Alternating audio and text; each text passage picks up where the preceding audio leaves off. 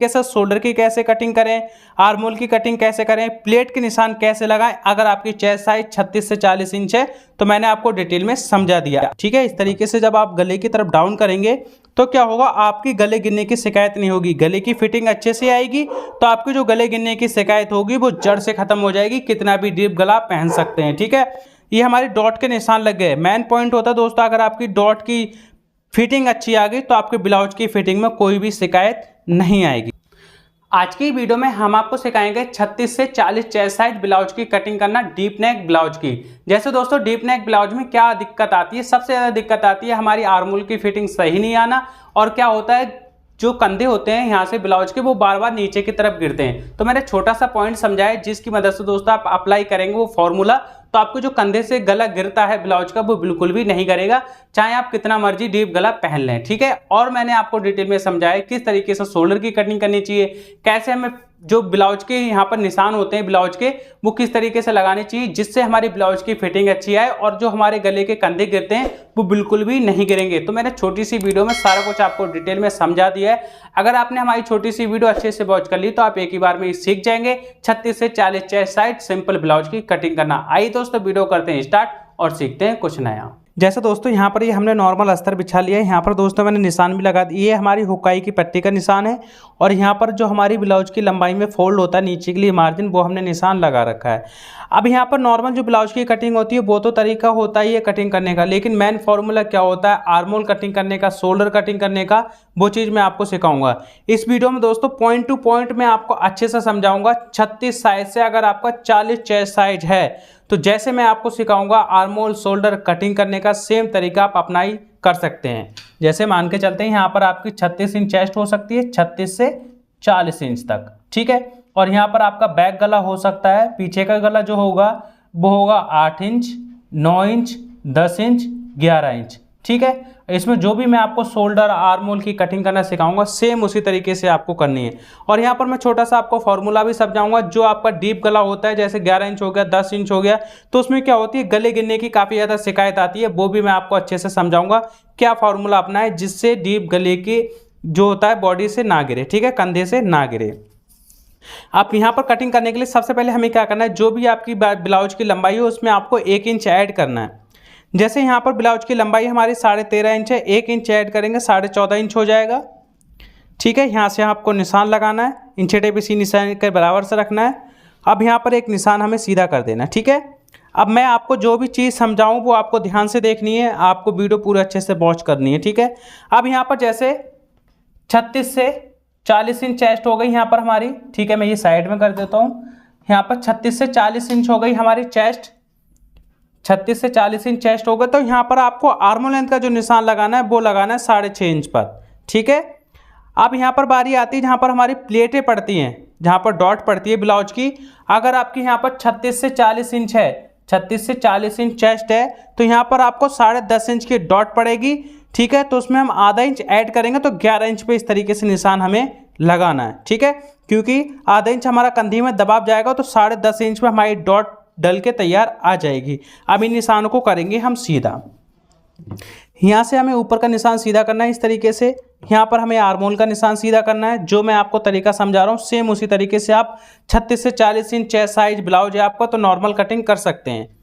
अब यहाँ पर जो हमारा आर्म लेंथ का निशान है इस पर हमारी चेस्ट का आपको निशान लगाना है। आपकी 36 इंच, 40 इंच, 38 इंच, 39 इंच जो भी निशान है सेम उसी हिसाब से आपको लगाना है, ठीक है। यहाँ से निशान लग गया।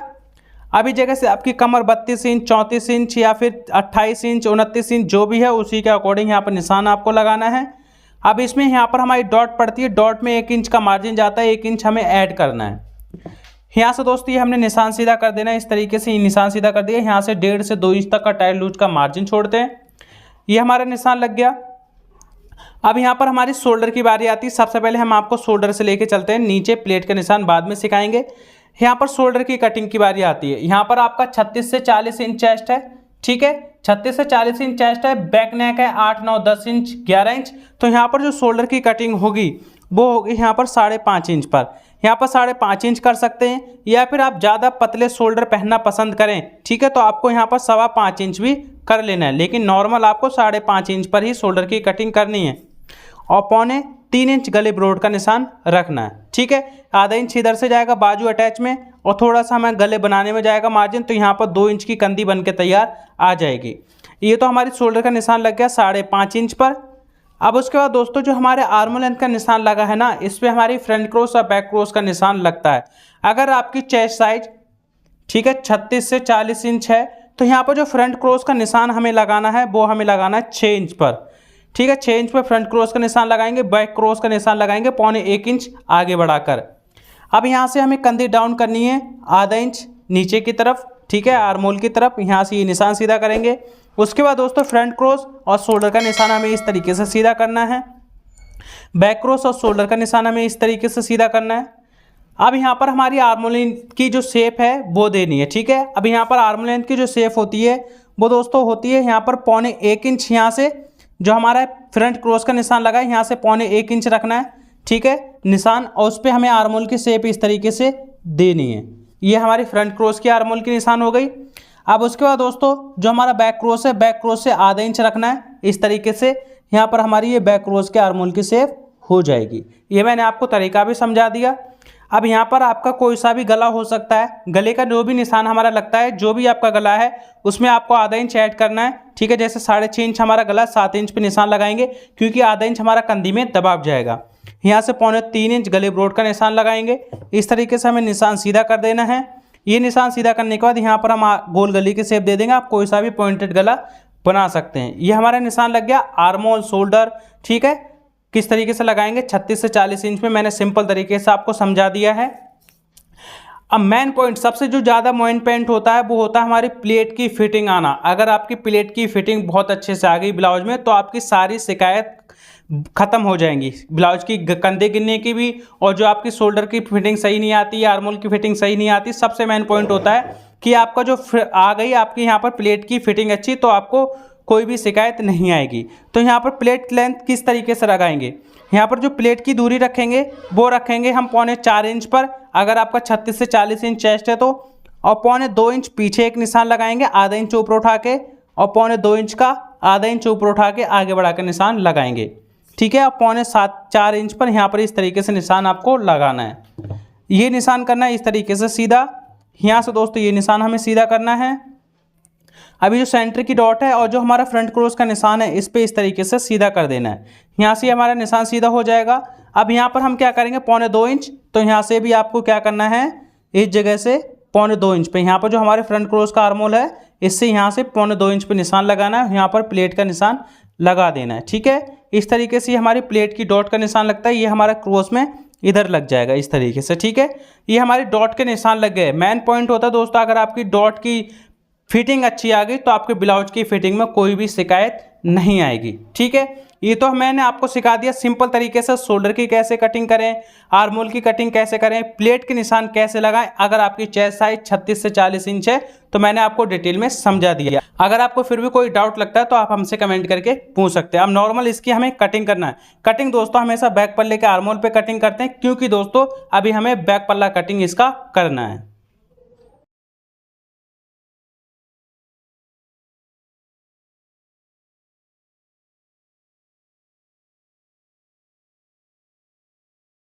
ठीक है, इस तरीके से कटिंग करने के बाद यहाँ से आपको जो मार्जिन छोड़ रखा है उसको छोड़ते हुए इस तरीके से जो भी एक्स्ट्रा कपड़ा उसे कटिंग करके हटा देना है, और यहाँ पर हमें गोल गले पे कटिंग कर देना। ठीक है, आप बुकरम पे गला बनाते तो गले को कटिंग ना करें, वो अलग अलग चॉइस होती है, किस तरीके से आपको गला बनाना आता है उसी तरीके से आप कटिंग कर सकते हैं। ठीक है, ये तो हमारा फ्रंट पल्ला कटिंग हो गया। अब हमें क्या करना है, इस तरीके से जिधर वन साइड है उसको दोस्तों मैं अपनी तरफ इस तरीके से बिछाऊंगा। बिछाने के बाद हमें क्या करना है, इसी के ऊपर फ्रंट पल्ला अच्छे से सेट करना है।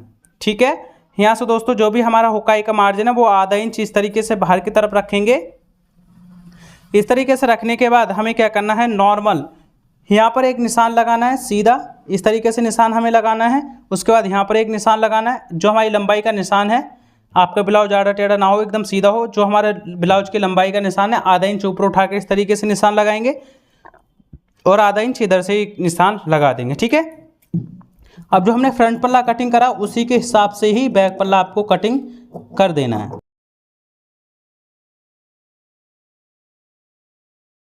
ये हमारा यहाँ तक बैक पल्ला कटिंग हो गया। अब हमें क्या करना है, फ्रंट पल्ले को इस तरीके से उठाएंगे। अब हमें जब बैक पल्ला कटिंग हो जाता है उसके बाद फ्रंट की गहराई की हमें कटिंग करनी है इस तरीके से, ठीक है। इस तरीके से फ्रंट की गहराई की कटिंग करेंगे। इससे क्या होता है, आर्म होल में जब भी हम शेप दे के कटिंग करते हैं तो हमारी झोल नहीं पड़ती है आर्म होल में, ठीक है। फ्रंट पल्ला हम साइड में कर देंगे। उसके बाद दोस्तों फ्रंट बैक पल्ले के आर्म जो ब्लाउज की लंबाई उस पर सीधा करेंगे। यहाँ से दोस्तों इस तरीके से सीधा करेंगे। अब यहाँ पर हमारी डॉट का जो निशान हमारा लगा था वो लगा था 11 इंच पे। इस तरीके से 11 इंच पे निशान लगाता है। यहाँ से निशान लगाएंगे, 3.25 इंच पे यहाँ से निशान लगाएंगे। इस तरीके से निशान लगाने के बाद यहाँ से दोस्तों इस तरीके से निशान सीधा कर देना और इसको कर देंगे कटिंग, ठीक है। यहाँ से इस तरीके से कटिंग हो जाएगा। एक कुट का दोस्तों यहाँ पर लगा देंगे हम। पीछे का गला आपका कुछ भी बन सकता है, पॉइंटेड कैसा भी, लेकिन जितना भी आपका गला है उसमें आपको आधा इंच ऐड करना है। इस तरीके से जो भी आपका गला है 10 इंच तो 10.5 इंच पे करना है, 9 इंच तो 9.5 इंच पे इस तरीके से निशान लगाना है। आधा इंच आपको हमेशा ऐड करना है। यहाँ से निशान सीधा करेंगे। उसके बाद दोस्तों यहाँ से 3.25 इंच का ब्रॉड रखेंगे। नीचे से भी जितना आप ब्रॉड पहने उसके अकॉर्डिंग यहाँ पर निशान लगा सकते हैं, ठीक है। और यहाँ से इस तरीके से निशान लगाने के बाद आपको नॉर्मल गले की शेप देनी है। जो भी आप गला पहने उसी के हिसाब से शेप देनी है और आप बना सकते हैं, ठीक है। अब यहाँ पर मैं आपको बाजू भी कटिंग करके दिखा देता हूँ 36 से 40 चेस्ट में किस तरीके से होगी, क्योंकि बाजू की कटिंग करना भी बहुत ज़रूरी है, तभी ब्लाउज की फिटिंग अच्छी आएगी। और फिर मैं आपको समझाऊंगा कि हमारे कंधे क्यों गिरते हैं, क्या फॉर्मूला अपनाएं जिससे हमारे कंधे ना गिरे। ये मैंने दोस्तों चब्बर में फोल्ड कर दिया कपड़ा। बाजू कटिंग करने के लिए हमें सबसे पहले नीचे एक निशान लगाना है, जो भी हमें तुरपाई का फोल्ड का निशान लगाना है। अब आपकी जो भी लंबाई हो बाजू की, जैसे 7 इंच, 6 इंच, 5 इंच, उसमें आपको आधा इंच ऐड करना है। जैसे 5 इंच है, आधा इंच ऐड करेंगे, 5.5 इंच पे निशान लगाएंगे। अब यहाँ पर बारी आती है आर्म लेंथ का निशान लगाना। एक हमारा सूट का ब्लाउज का आर्म लेंथ था, ये हमारा बाजू का आर्म लेंथ है। अगर आपकी 36 से 40 इंच चेस्ट है, ठीक है। अब तैयार कैसे है वो भी मैं आपको समझाऊंगा, ये नाप तैयार कैसे है। तो इसमें आपको 3.25 इंच पे आर्म लेंथ का निशान लगाना है। 3.25 इंच पे निशान लगाने के बाद इसे करना है सीधा। आपको इस तरीके से सीधा करने के बाद यहाँ पर दोस्तों आर्म लेंथ का निशान जो है उसमें हमारा बाजू बाइसेप्स का निशान लगेगा। तो इसमें दोस्तों जो बाजू बाइसेप्स है हमारी वो है 7 इंच की। 36 से 40 इंच अगर आपकी चेस्ट है तो यहाँ पर बाजू बाइसेप्स का निशान लगाना है 7 इंच पर। यहाँ पर दोस्तों आपकी 12 इंच 11 इंच जो भी मोरी हो उसी के अकॉर्डिंग यहाँ पर आपको सीधा करना है। इस तरीके से सीधा करना है। यहाँ पर हमें टाई लूज का मार्जिन छोड़ना है। इस तरीके से नॉर्मल हमें बाजू की आर्म होल की शेप देनी है, ठीक है। शेप देने के बाद दोस्तों यहाँ पर हमें कटिंग कर देना है, ठीक है। इस तरीके से हमें कटिंग करना है। अब एक कुट का लगाना है हमें इस तरीके से, और एक कुट का लगाना है यहाँ पर फिटिंग पे, और एक कुट का लगाएंगे लंबाई पे। इस तरीके से कुट के लग जाएंगे। अब हमें बाजू इस तरीके से ओपन करनी है। ओपन करने के बाद जैसे हमने फ्रंट पल्ले में आर्म होल की शेप कटिंग करी थी सेम उसी तरीके से कटिंग करनी है। इससे क्या होता है दोस्तों, आर्म होल में जो झोल पड़ती है वो नहीं आती, ठीक है। ये तो मैंने आपको बाजू भी कटिंग सिखा दी। अब मैं आपको पॉइंट समझाता हूँ किस तरीके से आप अगर डीप गला है पीछे का और बिना डोरी का आप पहनना पसंद करते हैं तो आपकी जो शोल्डर गिरने की शिकायत आती है वो क्यों आती है। अब जैसे यहाँ पर मैं फ्रंट पल्ले पे ही समझा देता हूँ, बैक पल्ला सेट नहीं करता हूँ, ठीक है।